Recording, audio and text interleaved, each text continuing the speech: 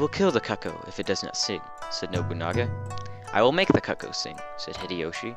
"And I will wait until the cuckoo sings," said Ieyasu. These three quotes perfectly describe the three unifiers of Japan during the 16th century. More importantly, though, is Nobunaga's quote, as it describes how he is viewed by most people today.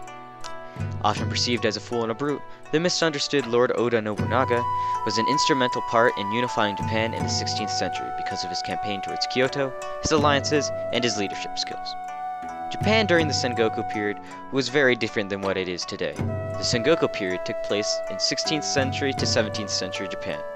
The Sengoku period was a time in Japan where the shogunate was destroyed and the ones who held power were great landowners known as daimyo. Daimyo were always at conflict with one another, and that is why the period is also known as the Warring States period. The warriors who fought these battles were samurai. They are the most unique warriors of all time. This is because they all followed a code of honor called Bushido. Because samurai followed this, battles at the time were about honor and dignity. Nobunaga was born in Nagoya Castle in 16th century Japan, and was the son of a military governor. In his youth, Nobunaga was a very wild and uncontrollable child. This was looked down upon at the time, and is why he's sometimes referred to as Nobunaga the Fool. However, Nobunaga grew up to be a powerful daimyo, and was a force to be reckoned with. He was able to destroy anyone who got in his way with great force. This is half the reason why he got the title, Nobunaga the Brute, or Demon King. The other reason he is known for some of these things today is because of his deep hatred for Buddhism. He even committed mass slaughters of Buddhists. Because of this, Buddhists began to call him these things. Nobunaga gained many strong allies during his time as daimyo. The two men he had the strongest connections with was Hideyoshi and Ieyasu. Thanks to these connections, he was able to lead a campaign towards Kyoto, the capital of Japan at the time. He did this because he wanted to stop the chaos within the country and unite it under one leader once again.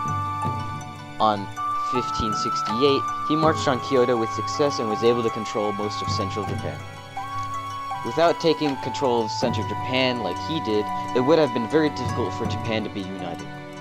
However, soon after he took control, he was betrayed. On June 2nd, 1582, Akechi Mitsuhide betrayed Nobunaga and assassinated him.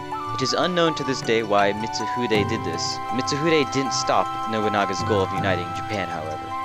After his death, Hideyoshi took after Nobunaga and continued to take control of Japan. After Hideyoshi's death, Ieyasu finally was able to complete their goals and unite Japan. Ieyasu set up a new shogunate and was the shogun for many years. Because of this, these three men are now known as the three unifiers of Japan. These three men made Japan what it is today, and it could have ended up very different.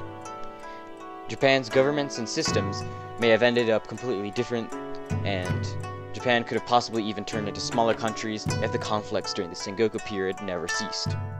This is all speculation though, as it is hard to tell what would have happened if they never existed. Nobunaga in specific, however, has been the center of many different stories, anime, and books. Many stories that take place during the Sengoku period usually included him. Without Nobunaga's leadership strategies and alliances, many things we know about Japan could have ended up very differently.